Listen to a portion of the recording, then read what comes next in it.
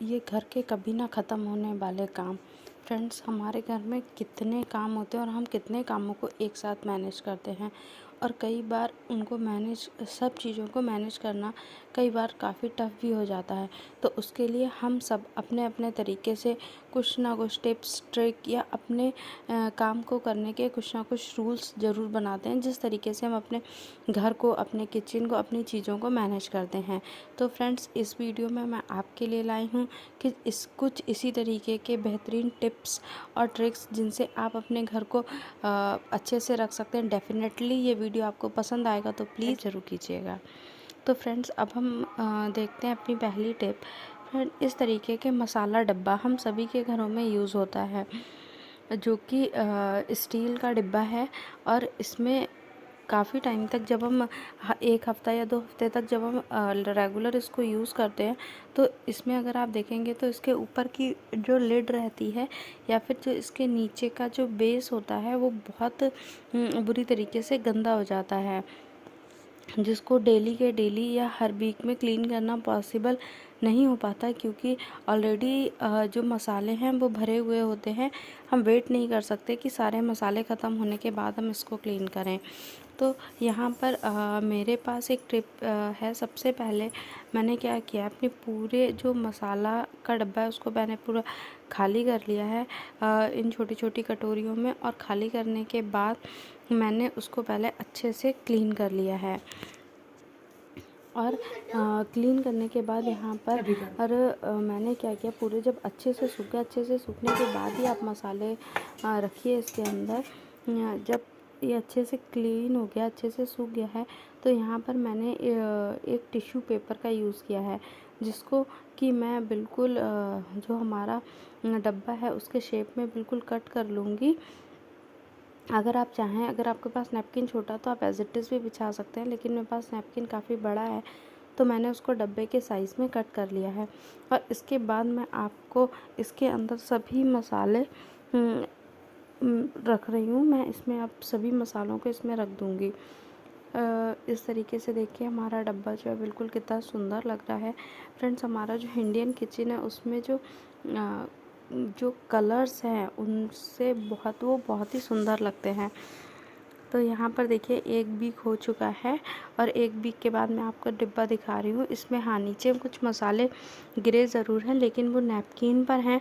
अगर आपका नैपकिन ज़्यादा गंदा है तो आप इसको चेंज कर सकते हैं, या फिर आप इस नैपकिन के मसालों को झाड़ कर इसको दोबारा यूज़ कर सकते हैं, या फिर आप इसको पलट कर भी यूज़ कर सकते हैं।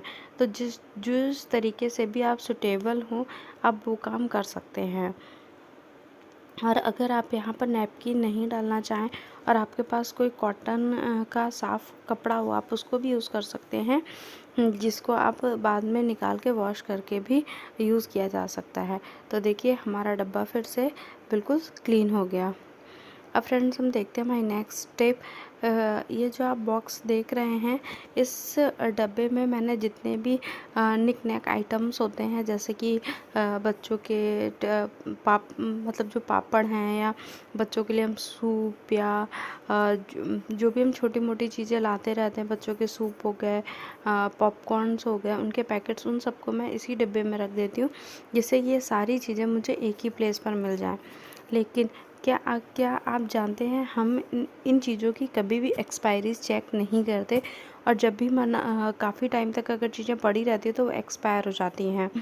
तो इसके लिए मेरे पास एक टिप है। आप जब भी इन चीज़ों को मार्केट से परचेज़ करके लाएं, तो सबसे पहले उनकी एक्सपायरी देख लें, और एक परमानेंट मार्कर से बड़ी बड़ी एक्सपायरी उसके ऊपर रख लें।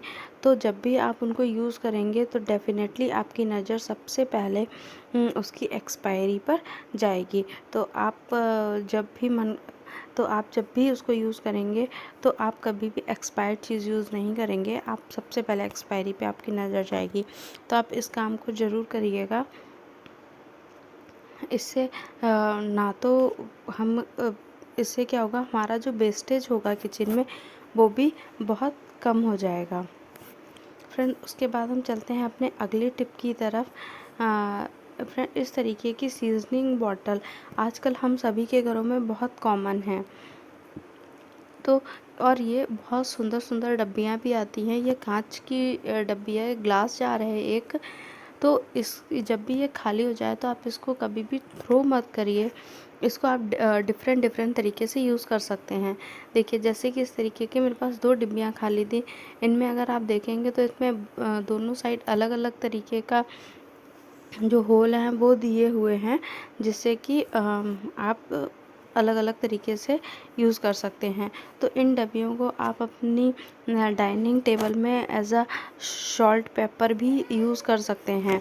तो यहाँ पर मैं इन डिब्बियों को अपनी डाइनिंग टेबल के लिए यहाँ पर मैं इनमें सॉल्ट रखने वाली हूँ।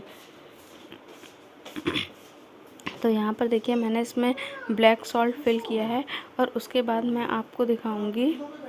मैं आपको यहाँ पर दिखाने वाली हूँ कि आप देखिए अगर आप इस तरह से निकालेंगे तो नमक ज़्यादा क्वांटिटी में निकल रहा है, वहीं अगर आप दूसरी साइड से निकालेंगे तो नमक इस तरीके से निकल रहा है। तो ये डेफिनेट मतलब आप ये डिपेंड करता है आपके ऊपर आप किस तरीके से यूज़ करेंगे।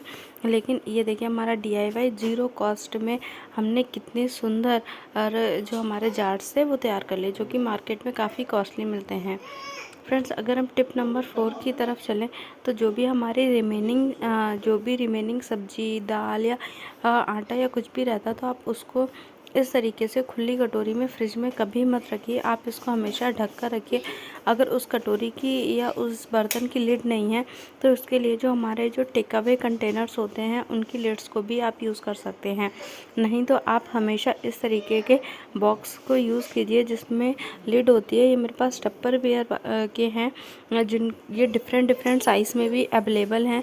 इनको मैं एज इट इज़ ही माइक्रोवेव में, जब मैं मोस्टली इनमें या इन बोरोसिलिकेट में रिमेनिंग फूड्स स्टोर करती हूँ, जिससे कि मैं इसको डायरेक्ट माइक्रोवेव में रख के प्री हीट भी कर सकती हूँ।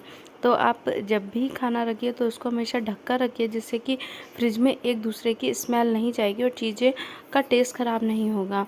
फ्रेंड्स बहुत से लोग होते हैं जो बहुत माइक्रोवेव में खाना गर्म करना यूज़ करना बहुत कम पसंद करते हैं। तो उसके लिए आप इस तरीके के स्टील के डब्बे भी यूज़ कर सकते हैं आटा रखने के लिए या सब्जियां रखने के लिए। फ्रेंड्स अगर हम नेक्स्ट स्टेप की तरफ चलें तो हमारे किचन में जो सबसे सस्ता ऑर्गेनाइज़र होता है वो होते हैं ये रबड़ बैंड्स। लेकिन जब रबड़ बैंड्स काफ़ी पुराने हो जाते हैं या मौसम जब चेंज होता है तो ये रबड़ बैंड आपस में चिपक जाते हैं और ये ख़राब हो जाते हैं और हमको इन्हें फेंकना पड़ जाता है। तो इसके लिए आप क्या कर सकते हैं, आप इनमें कोई सा भी जो पाउडर है उसको छिड़क दीजिए और उस पाउडर को सारे रबड़ बैंड में अच्छे से मिक्स कर दीजिए। अब ये रबड़ बैंड आपके सालों तक बिल्कुल भी ख़राब होने वाले नहीं हैं। तो इस तरीके से जो हमारे रबड़ बैंड हैं वो बिल्कुल सही रहते हैं। फ्रेंड्स अब हम नेक्स्ट स्टेप की तरफ अगर चलें तो फ्रेंड्स ये पेपर रोल, ओहो समझ में ही नहीं आता किचन में इनको कहाँ पर स्टोर किया जाए। और ये हमारी डेली यूज़ की भी चीज़ है, ये हमको डेली ही चाहिए और हमें ऐसे बिल्कुल हैंडी होना चाहिए। जब सुबह बहुत रश होता है, बच्चों का टिफ़िन पैक करना है या हस्बैंड का टिफ़िन पैक करना, तो हम इनको कहीं ऐसी जगह पर स्टोर नहीं कर सकते जिससे हमें बार बार खोलना निकालना पड़े। तो इसके लिए यहाँ पर मैंने क्या किया है, ये मेरे पास एक पुराना हैंगर था जिसको मैंने यहाँ साइड से खोल लिया है और इस हैंगर में मैंने यहाँ पर इस पेपर रोल को टांग दिया है। और इस पेपर रोल को आप अपने किसी भी कैबिनेट के डोर पर लगा सकते हैं। मैंने यहाँ पर जस्ट जो हमारा हुक है यहाँ पर ही इसको लगा लिया है, क्योंकि अभी तक मेरे पास जो हुक है वो कैबिनेट का वो मेरे पास था नहीं, तो मैंने अभी इसको यहाँ पर ही हैंग कर लिया है। अब ये कितना आसान होने वाला है हमारे लिए डेली जब हम लंच वगैरह। फ्रेंड्स अब हम चलते हैं अपनी नेक्स्ट टिप की तरफ। फ्रेंड्स कई बार क्या होता है, हमें छोले, राजमा, मटर या ऐसा कुछ बनाना होता है, या कई बार अचानक कोई गेस्ट आने वाले होते हैं और हमें समझ नहीं आता कि हम क्या करें। तो ऐसे में आपको क्या करना है, आप ये इस तरीके के जो हॉट केस होते हैं वो हम सभी के घरों में होते हैं। आप क्या कीजिए, छोले, राजमा या मटर किसी को भी इसमें डालकर और जो गरम खौलता हुआ पानी डाल दीजिए और इसको अच्छे से पानी को मिक्स करके और इसको आप इसके ढक्कन को आप क्लोज़ कर दीजिए और 1 से 2 घंटे के बाद आप देखेंगे तो आपके जो छोले हैं या राजमा जो भी चीज़ आप भिगो रहे हैं वो बिल्कुल उबलने लायक हो जाएंगे, बिल्कुल अच्छी तरीके से भीग जाएंगे। तो आगे कभी भी अगर आपको एकदम से छोले राजमा या कुछ बनाने का मन हो तो आप इस ट्रिक को ज़रूर से ज़रूर यूज़ कीजिएगा।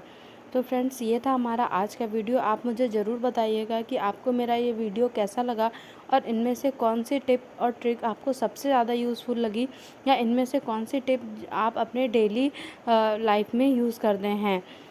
अब मैं मिलूँगी आपसे अपने अगले वीडियो में। तब तक के लिए बाय एंड टेक केयर। और हाँ फ्रेंड्स, आप इस चैनल को बिना सब्सक्राइब किए मत जाइएगा। Please subscribe my channel. Thank you so much.